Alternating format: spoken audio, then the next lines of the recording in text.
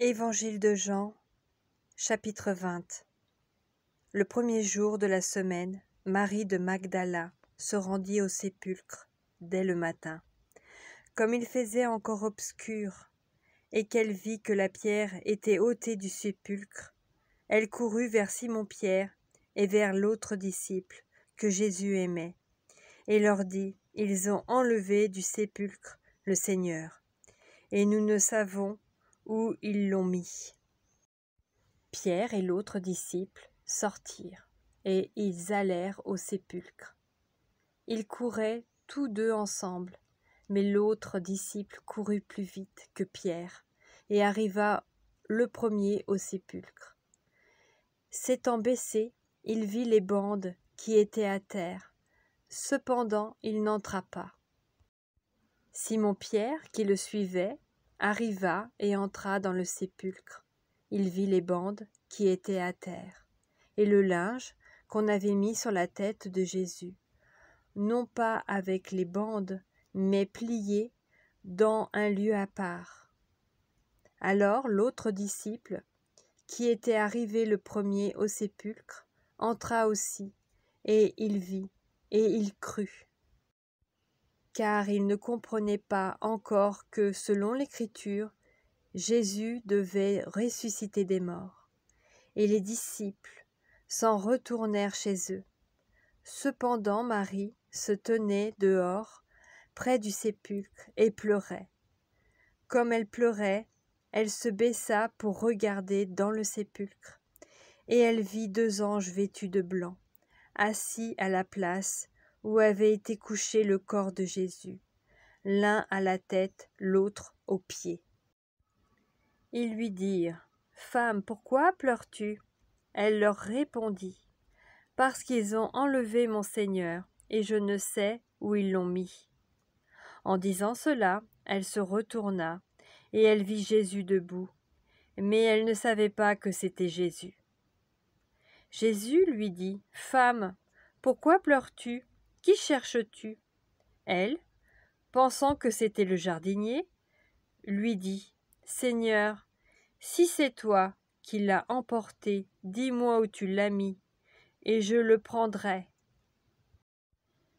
Jésus lui dit : « Marie. » Elle se retourna et lui dit en hébreu Rabouni, c'est-à-dire maître. Jésus lui dit : « Ne me touche pas, car je ne suis pas encore monté vers mon Père. Mais va trouver mes frères et dis-leur que je monte vers mon Père et votre Père, vers mon Dieu et votre Dieu. » Marie de Magdala alla annoncer aux disciples qu'elle avait vu le Seigneur et qu'il lui avait dit ces choses. Le soir de ce jour, qui était le premier de la semaine, les portes du lieu où se trouvaient les disciples étant fermées à cause de la crainte qu'ils avaient des Juifs, Jésus vint se présenter au milieu d'eux et leur dit : « La paix soit avec vous. » Et quand il eut dit cela, il leur montra ses mains et son côté. Les disciples furent dans la joie en voyant le Seigneur. Jésus leur dit de nouveau : « La paix soit avec vous. Comme le Père m'a envoyé, moi aussi je vous envoie. » Après ces paroles, il souffla sur eux et leur dit : « Recevez le Saint-Esprit.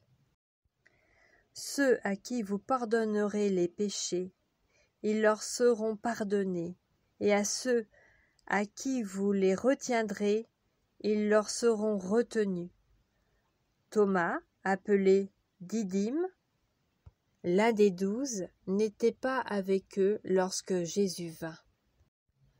Les autres disciples lui dirent donc : « Nous avons vu le Seigneur. » Mais il leur dit : « Si je ne vois dans ses mains la marque des clous, et si je ne mets mon doigt dans la marque des clous, et si je ne mets ma main dans son côté, je ne croirai point. » 8 jours après, les disciples de Jésus étaient de nouveau dans la maison, et Thomas se trouvait avec eux.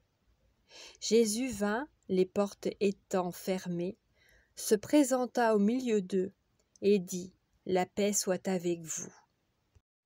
Puis il dit à Thomas « Avance ici ton doigt et regarde mes mains. Avance aussi ta main et mets-la dans mon côté. Et ne sois pas incrédule, mais crois. » Thomas lui répondit « Mon Seigneur et mon Dieu. » Jésus lui dit « Parce que tu m'as vu, tu as cru. Heureux ceux qui n'ont pas vu et qui ont cru. » Jésus a fait encore en présence de ses disciples beaucoup d'autres miracles qui ne sont pas écrits dans ce livre. Mais ces choses ont été écrites afin que vous croyiez que Jésus est le Christ, le Fils de Dieu, et qu'en croyant, vous ayez la vie en son nom.